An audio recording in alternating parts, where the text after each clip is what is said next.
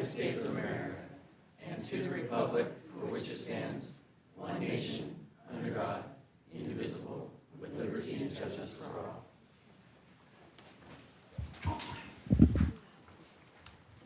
Persons may speak to the Board of Trustees either on an agenda item or on other matters of interest to the public that are within the subject matter jurisdiction of the board and before any board action is taken.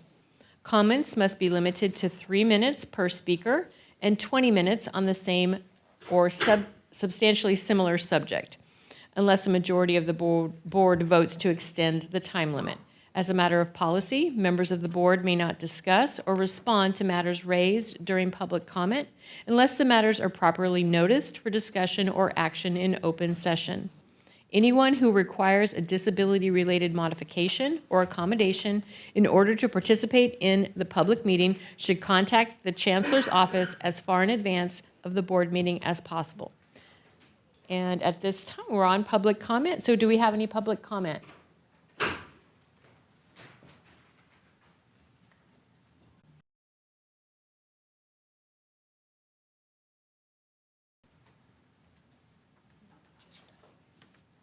Okay, so we have Jesse Lemieux.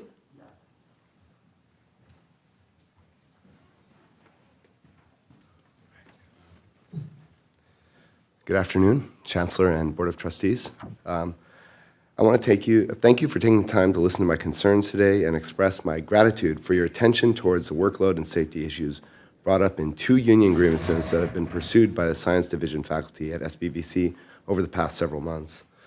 Many faculty members across the campus have also voiced support for these efforts. The 2 recent MOUs signed by the district and the union to address these issues has been a source of encouragement and gives us hope for a more equitable workload distribution and safer laboratory conditions. Regarding lab sizes, daily as a chemist, I manage the instruction of brand new science students mixing corrosive chemicals and lighting Bunsen burners, which can be very dangerous with too many students in the room. For example, a careless student will sometimes unscrew a Bunsen burner needle valve too far, spreading a pool of flame across a laboratory bench. Although uncommon, I have seen this mistake before and have had to react rapidly to keep everyone safe. This would be much more difficult in a lab room crowded by 30 students, when American Chemical Society guidelines dictate no more than 25 in our Chem 101 labs at 50 square feet of space per student. I hope that our research and efforts will lead to more careful consideration before increasing lab capacities in the future. Regarding workload, we are encouraged by the recent MOU, but we also feel it's necessary to continue advocating for workload matters until a negotiated resolution is reached. This is because MOUs addressing these issues have been signed in the past, but no action was taken by the district. For example, on page 131 of the current union contract, there is an MOU from April 19, 2018, promising negotiations on lab lecture parity no later than the beginning of spring 2020, 3 years ago. The establishment of lab lecture parity would have gone a long way towards resolving the workload issues that we brought up this semester. Instead, we experienced increased lab sizes and stacked lectures, reducing our assigned lecture load per student from 0.4 to 0.2, along with an associated still assigned at 0.143 rather than 0.2, as is the case in most of our comparison districts. We hope that the board will recognize the importance of preserving the mental and physical health of faculty and the instructional quality in our classes by properly assigning load for lab and lecture, as most of our neighboring districts have done. Thank you. Okay, next up we have Tatiana Vasquez.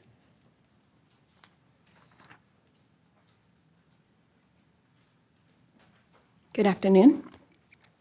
Good afternoon, Chancellor Rodriguez and Chair Houston and all trustee members. As my colleague mentioned, the faculty at Valley College are very grateful for the newly expressed opportunity by the district to renew conversations of faculty workload, specifically workload affecting many of us that teach double sections without compensation. I am here on behalf of at least 50 faculty members at both Valley and Crafton, full-time faculty who teach lecture and science laboratories in which the workload for each of these is not compensated equally.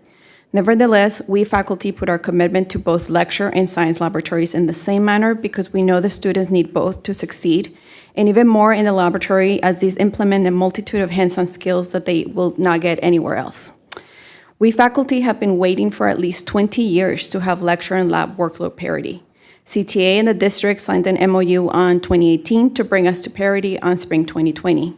We're still waiting to see the actionable commitment that was stated then. We faculty continue to strive in the education of our community, our extended familias, yet the district continues to ignore that commitment. Chancellor and board members, please help faculty in achieving lecture and lab parity this year.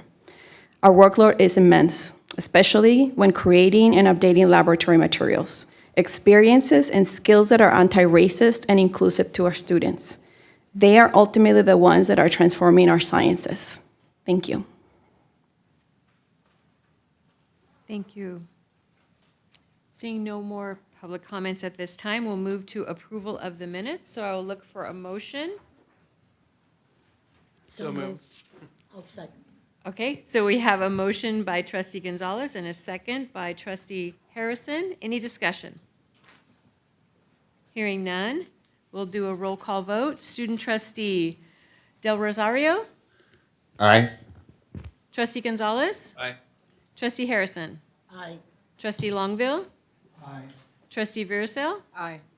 chair votes aye, and so ordered. On to presentation and celebrations. So we have our applause cards that will be up on the screen. And here we go.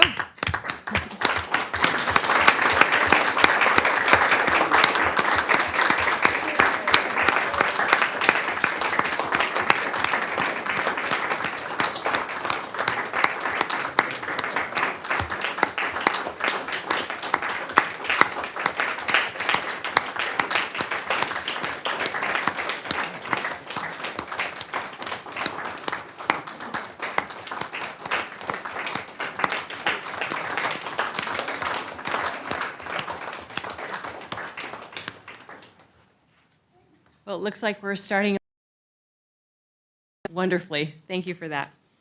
So we're moving now to our action agenda. And the first action we have are board policies for final approval. So I will look for a motion. So moved. We have a motion by trustee Harrison, second by trustee Virisel. Any discussion? Hearing none, we'll conduct a roll call vote. Student trustee Del Rosario, Aye. trustee Gonzalez, Aye. trustee Harrison, Aye. trustee Longville, trustee Virisel, Aye. and chair votes aye, and so ordered. On to next action agenda item, the 2022 COVID-19 Emergency Conditions Allowance Recovery Plan. I'll look for a motion there. So moved. Second. We have a motion by trustee Virisel, a second by trustee Harrison. Any discussion? Hearing none, I'll conduct a roll call vote. Student trustee Del Rosario, Aye. trustee Gonzalez, Aye. trustee Harrison, Aye. trustee Longville, Aye. trustee Virisel, Aye. and chair votes aye. On to action agenda item C, which is resolution number 2023-2-9 FP-1, ratifying agreement for the acquisition of real property identified as 7 lots on North Mount Vernon Avenue in Colton. Look for a motion here. Move for approval. We have a motion from trustee Gonzalez. Second. We have a second from trustee Longville. Any discussion? Hearing none, we'll conduct a roll call vote. Student trustee Del Rosario, Aye. trustee Gonzalez, Aye. trustee Harrison, Aye. trustee Longville, Aye. trustee Virisel, Aye. and chair votes aye, and so ordered. On to item D, resolution number 20.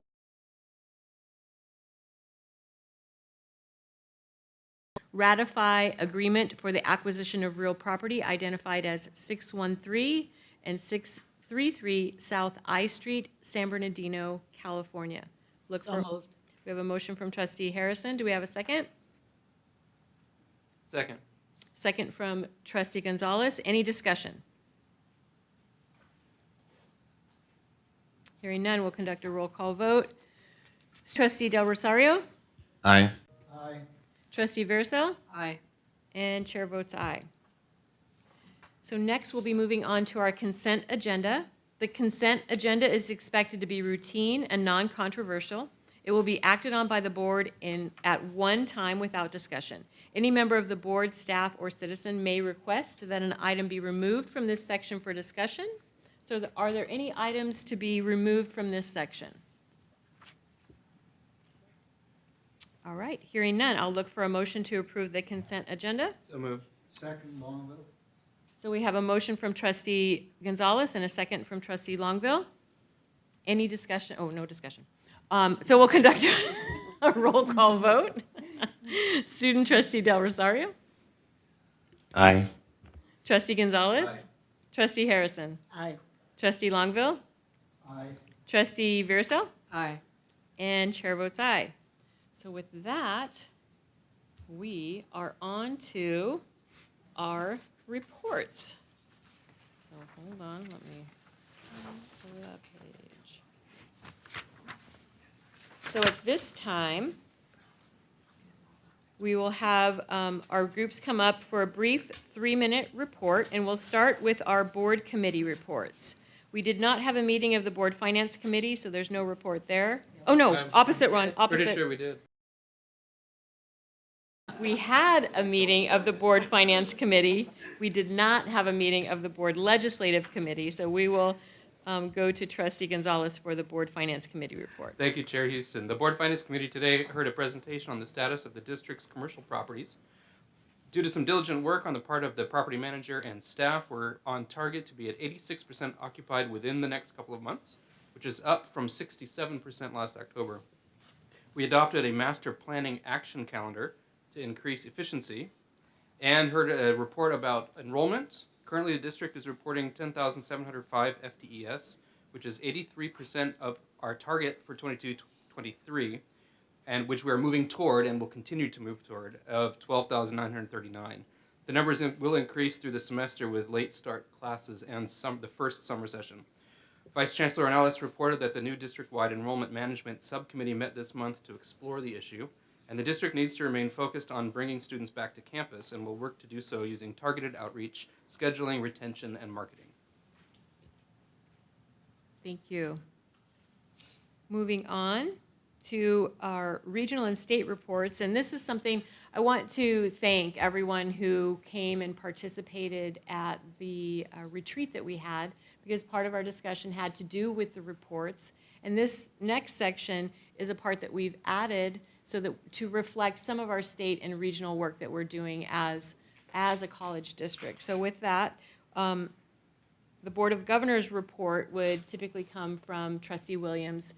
He's not here today, so no report there, but Trustee Verso has a report from the Women's Caucus. The Women's Caucus held a caucus meeting at the CCLC conference in Sacramento. Was that last week? The week before? Mm-hmm. I don't know. It all runs in together at a point. But we held a caucus meeting. Happy to report that community college in the state has representation. Ours most certainly does. Thank you very much. And if you're not familiar with the caucus, we were designed to support and advocate for those issues in community colleges that affect female students or women students and women staff and employees at various levels. So we are developing a group of items we can advocate for this year. We're keeping a track on the that are coming up that may affect our women students and staff members. And when something comes up, I'll be sure to let you know. That's my report. Thank you. And the next section is Joint Powers Authority, and this would be my section. I am the trustee that represents the college district on the San Bernardino Regional Emergency Training Center Joint Powers Authority. So there's a small footprint at the San Bernardino Airport that runs an airport firefighter training program where we train firefighters in their required aircraft firefighter training program. So that JPA meets monthly, and we had a meeting this month in January, And we are continuing with our strategic priorities and strategic plan around updating the footprint and updating the facility. This is an FAA authorized facility, so we'll be working with some federal advocacies to continue that funding and continue the operation of the San Bernardino Region report. So moving on to Chancellor's report. Thank you, Chair Houston. So first off, I'd like to thank both campuses for the work that they've been doing in honoring and recognizing Black History Month. So thank you so much for recognizing the importance of the month and offering the series of events that you all are doing. So thank you for that. Also, a huge kudos to Mr. and both of the campuses in their areas of fiscal. You will see in the board book agenda that there were a number of audits that were conducted, and this district, under Larry's leadership and Executive Vice Chancellor Torres's leadership, we had 0 findings in the audits. That is huge, so congratulations. Congratulations. Also, under advocacy, we've had a team from the district office, board members, presidents, and students who have been busy advocating to our elected officials, both in Sacramento a couple of weeks ago and also this past week in Washington, D.C. The priorities that we stressed upon our elected officials while visiting them were the concerns around CalFresh and our institutions being able to provide those services, because we strongly believe that all of our students should have access to proper nutrition. We also advocated for resources for FNX, requesting ongoing funding to support FNX to continue programming that focused on Native American communities throughout the nation. FNX is the only station that is solely dedicated to that community, so we're hopeful. We also advocated for housing.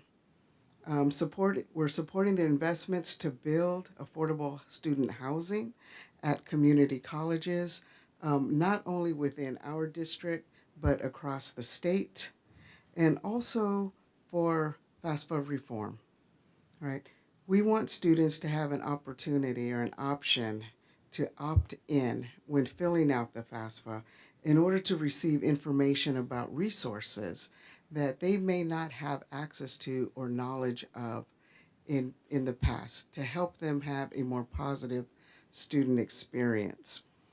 And I want to give a special kudos or a special shout out to our students who participated in this advocacy. They played a major role, especially in Washington, D.C. And in fact, currently they are in the air returning from Washington. And that would be Robert Alexander, representing Crafton Hills College, and Nelva and Diami, I hope I said his name right, Ruiz Martinez, representing San Bernardino Valley College, for taking the time to advocate and to represent their fellow students. So when you see them, please congratulate them. They spent a lot of time and a lot of effort in preparing to meet with our public officials. So it was exciting to have them on these trips. And lastly, I'd like to share with you a brief video of some of the work that we're doing in KVCR. In our KVCR plan, Inspiring Possibilities, we talk about serving all of our communities. And this video highlights some of what we are doing and what we are showing to our littlest of viewers. So let's take a look. Children's series called Learn With Me. Good morning, everybody. School is about to start. Hola, I'm Señor Adán. Do you want to learn to speak Spanish? ¿Quieres aprender a hablar en inglés? Then watch Learn With Me on KVCR PBS. Hasta luego! The show is 30 minutes, with the first 15 minutes in English and the second 15 minutes in Spanish. And decided to go see the game. It was filled with people cheering for the two teams. Places versus things. Ooh, and then my stomach started to grumble. I needed to eat.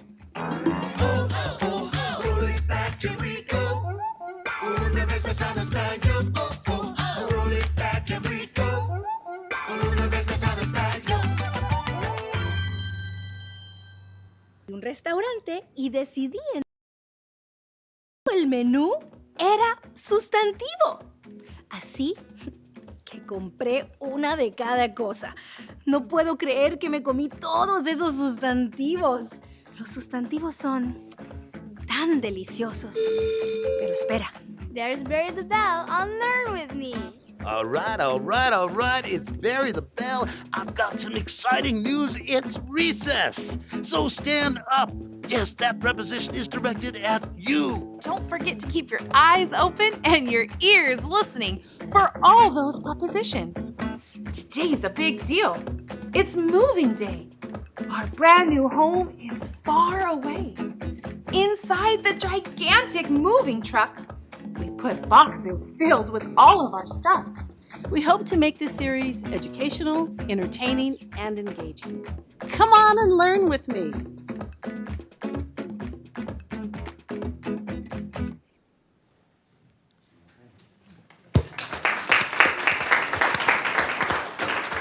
So you may have also recognized Little Miss Hannon with her television debut. And that concludes my report. Thank you.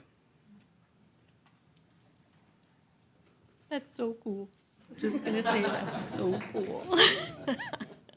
Thank you.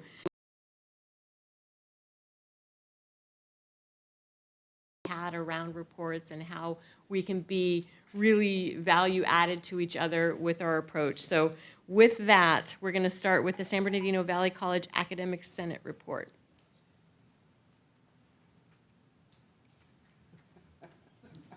I'm looking for my timer. Good evening. So we'll see how this goes. So I do have a written report that was submitted, so I hope you've had an opportunity to read that. I did take a little creative, only a little bit of creative privilege. So hopefully it works. If not, let me know, because then Crafton followed suit and did the same. So anyhow, I have a whole list of thank yous that I included in part of my report. And I specifically want to thank Dr. Houston for coming to our opening day and talking about the wobble, because we're doing a lot of wobbling, and that's okay. That's part of our growth and part of our learning. So thank you for that.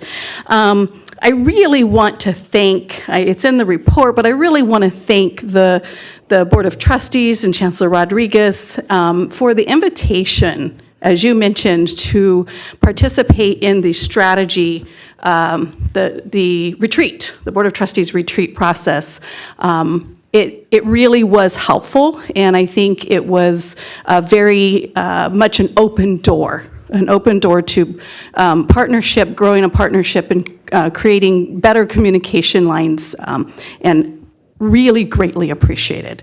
What's not in my report, but tied to that same concept, is the invitation to participate in the strategy session, the strategic planning.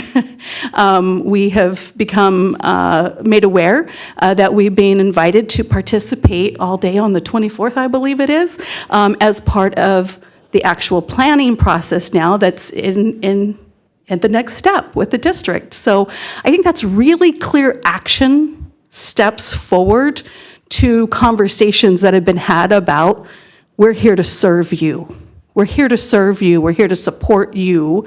And we've talked about in our strategic planning and our educational master planning how those things should connect. So again, thank you for that. Those are very clear action steps, and I just want to recognize that. It's been great to welcome Dr. Fontanella. Yay? Okay, good. To our campus, and we're just really looking forward to our next year together, and getting in deep and getting dirty with all the work that we have to do. But we're not afraid of it, so we'll get it done. So thank you for that, and it was a treat to be able to welcome her to the Senate body. So on to my goodness gracious, I'm never going to make highlight. Number one, AB 928. Our Senate just passed and supported the establishment of an ad hoc and a steering committee to specifically address AB 928, which we've been talking about. Hot off the press today, the ICAS committee has approved that single. We're preparing for it, and as part of our approach is to create an ad hoc and a steering committee to be very, very intentional with that work. So hot off the press, they have the pathway. The other thing I wanted to really point out tonight as well is AP 2510, just recognizing that there was, it went through all its process, and in that process, we no longer have, for Valley, we no longer have our governance processes at the local campus represented in that. I am not saying that, I'm not pointing any fingers. I was part of that process. And it was just one of those things where we missed it. We missed how that's impacting us. So in order to make sure that there is representation in that governance policy, right, because it is about governance policy, that we are on our campus, our accreditation committee is going to be working on our governance handbook so that we can work on language to get back into 2510 to refer to our local governance process. So really excited about that, to have some direction and not be struggling with what to do with that. So excited about that. You can read about the communities of practice. Hold on, I know I'm over time, I'm so sorry. The last thing I want to emphasize is enrollment planning. I heard you, enrollment management is a priority for the board. We are hearing that at our campus as well. The faculty are very aware of the fact that enrollment is something we need to work on. It is a collaborative effort. And so I just want to kind of take this time, if I could, to reiterate that enrollment management is a campus-wide, it's a district-wide actually project, right? And when it comes to the campus, we have faculty with really strong skill sets, experience. They've been through this rodeo before, very clear enrollment ideas about enrollment management and recruitment, et cetera, and just reminding us that they are there, they are ready, and they're excited to participate in that process, and they want to participate. So I look forward to ways that we can do that. And now I am, oh my gosh, 2 minutes and 45 seconds. Good night. Thank you. Thank you. We're on now to San Bernardino Valley College Classified Senate. No report. San Bernardino Valley College Associated Students. No report. Crafton Hills College Academic Senate. Oh, wait, I'm sorry. Sorry, I'm so sorry. Hi, my name is Allison Molina. I'm from San Bernardino Valley College Associated Student Government. Oh, thank you. I didn't know that any of our other members were somewhere else or weren't going to be able to be here to attend. I'm coming to you with an issue that I feel like our government at San Bernardino Valley College is struggling. We're not given the right guidance. We're not being told how to govern and be a voice for our students. Our advisor attends some meetings, some he doesn't. There's no one in the office that's there to help us and answer questions. This is my second year, and the only thing that we've done for our students is give free burritos. I mean, we have the money, we have the budget. How are we reaching our students if we're not reaching out to our students or getting the guidance on how that's supposed to be done? I'm embarrassed that we asked for $37,000 to go to a trip for Washington to come back and still do nothing for our students. If someone can please guide our advisor or do something to make it better so we can be better for our students. We can't help them if we don't know what they need. That's all. Thank you. Thank you. Now we'll move to Crafton Hills College Academic Senate.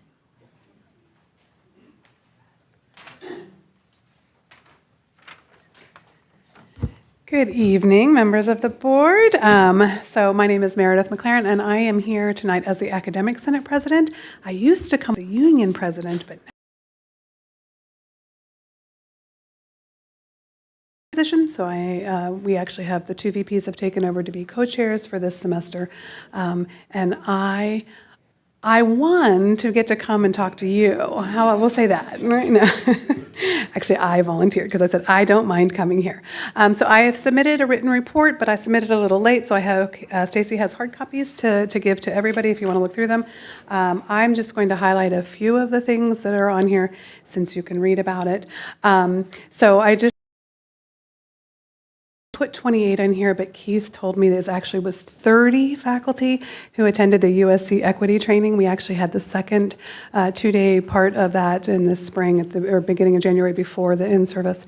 And so it was a great opportunity to just to work with other faculty, both online instructors, face-to-face instructors, about how to incorporate equity into the classes. So that meets that first goal for the success. So it was a great opportunity for all of us, and it was a good opportunity to come up with some practical strategies that we can be using.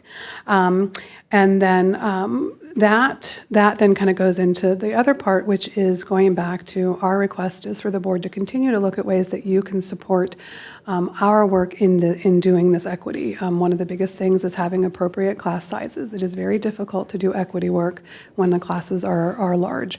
And so that is something we are going to be continuing to work on as well.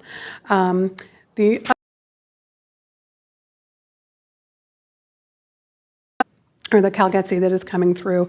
And so that is something the Senate will be looking at this week, next week in our Senate meeting, because again, it is possibly going to have an impact, but we really need to sit down as faculty and look at what are the possible impacts, and what can we do as faculty to continue to make sure that we, are a strong, broadly serving community college. So that is our plan for the next couple of weeks. That's all I have. Did I get it? Oh, I was going to try and read it all real fast. We need a leaderboard. Oh, no. Okay. Right? Next, we have the Crafton Hills College Classified Senate. No report? Okay. Crafton Hills College Associated Students. CSEA. Okay.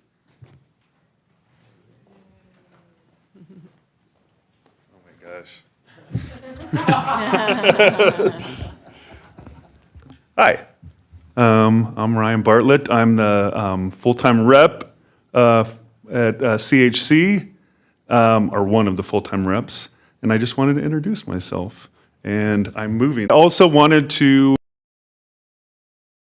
Professors Vasquez and Lemieux over their issues with lecture lab parity, and mine is way under 3 minutes. I'm done. That's it. I just wanted to say hello, introduce myself. It was nice seeing y'all. Thank you. Next is our Police Officers Association. No report. On to San Bernardino Valley College President. Thank you very much. I was in awe of the board report that we submitted for this meeting and looking at some of the events that was held, although I wasn't here to participate or celebrate in them. The Winter Wonderland event that brought thousands of community members to the college gave us an opportunity to share our college to the community, but it also gave us an opportunity to speak to potential students and current students to start their career at San Joaquin Valley College. And I also noted the Indian Spring High School musicians who joined the Valley College Band and participated in a holiday concert, another opportunity to showcase our college and to encourage those students to start their career. We are off to a very student-focused and action-packed semester. Our Career Center is gearing up for a graduation check application fair on February 21st from 10 to 2. And in this fair, we're encouraging the students to come by and make sure that all their paperwork is in order, make sure they are going to graduate on time. And that's going to be a great opportunity for the students to find out where there are any gaps and make sure that they get those covered. We are also preparing for a job fair on March 4th. I'm sorry, and that will also give the students an opportunity to speak to several other public and private four-year colleges to figure out what's next in their steps. I'm pleased to announce that the San Bernardino Valley College's production of Little Shop of Horrors was honored to receive an invitation by the Executive Board of Region 8 of the Kennedy Center American College Theater Festival to perform live at the in-person festival 55. They will perform in a show. So we're very, very proud of that. The cabinet members, in collaboration with Academic Senate and with the Chancellor's Office, has decided that Valley is going to go forth and submit an application to participate in the Strategic Enrollment Management Program that the Chancellor's Office is offering. We're going to submit that application on February the 21st. This gives the Chancellor's Office an opportunity to select across the state, and those colleges will create a team of 10 individuals from across the campus who will participate in studying the challenges that continue to create barriers for students to achieve their academic endeavors. Over the course of this one-year program, the college will have an opportunity to work on an enrollment management issue that's specific to our own college. And while applying a whole enrollment management that focuses on the student journey, emphasizing retention and completion. So we are really looking forward to submitting this and hoping that it would help us not only in eliminating those barriers, but looking forward to preparing our own next version of our enrollment management plan. And in closing, I would like to say thank you to the staff, the faculty, and the students who have been so kind in welcoming me, and I just want to forward to doing some really great work, as Davina pointed out, together with everyone. Thank you. Thank you. Next, we have Crafton Hills College President. I will be short, but not as short as Ryan Bartlett. I'm pleased to inform the board that most of my report is going to be around Goal 3, around being a regional leader this evening. A student of ours, Veselka Zelemenov, has been selected for an internship with Governor Newsom's office, and we're very excited for her to have that experience. But what's also exciting is that our fundraising efforts through our college foundation are what are making the internship possible. It will be a paid internship thanks to the generous members of our President's Circle at Crafton Hills College. Also, next week, two of our, I was going to say two faculty, but now one faculty and one interim dean will be attending the Asilomar Leadership Skills Seminar, which is I'm just going to read here from their webpage, is an intensive 4-day experience that focuses on the issues facing women who have made a commitment to community college administration, either in their current position or as a future goal. And I'd like to say that our chancellor has been a faculty member at the Asilomar Skills Leadership Program. And so it's a competitive program, and we were able to send two of our leaders to this program starting next week. So congratulations to Brandy Bayless and Brianna Andrews for being selected for that.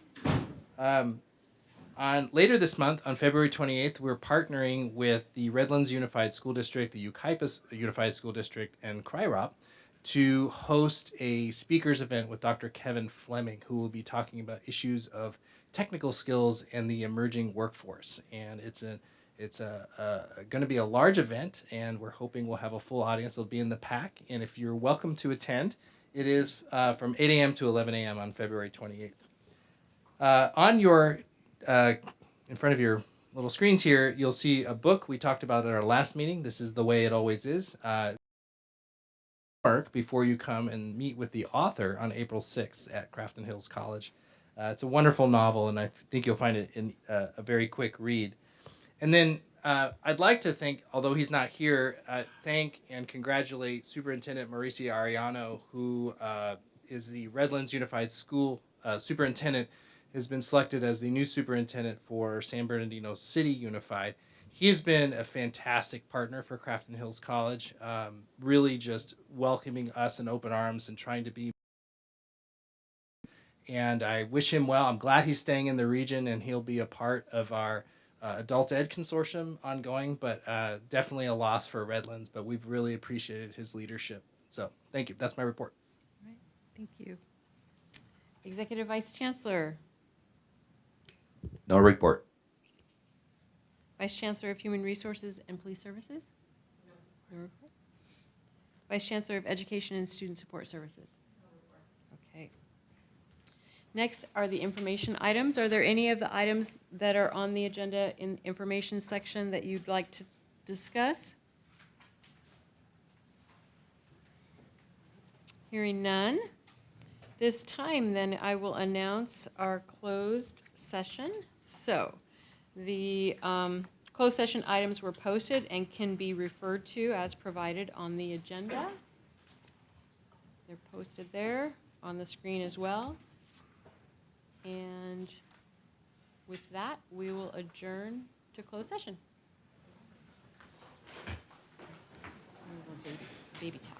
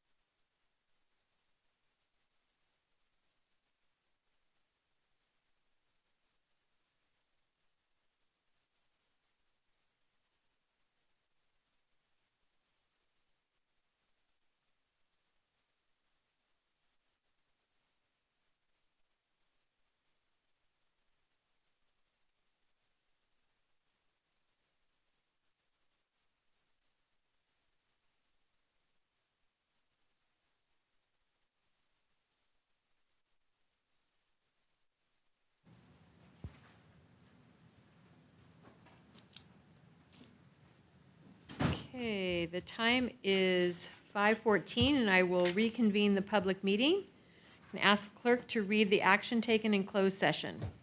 On February 9th, 2023, the board unanimously, however, with the absence of action to approve the settlement of workers' comp case 596484 with employee number 9673. That concludes my report. All right. So the next meeting of the board is on March the 9th, 2023 at 4 p.m. at the SBCCD boardroom, 550 East Hospitality Lane.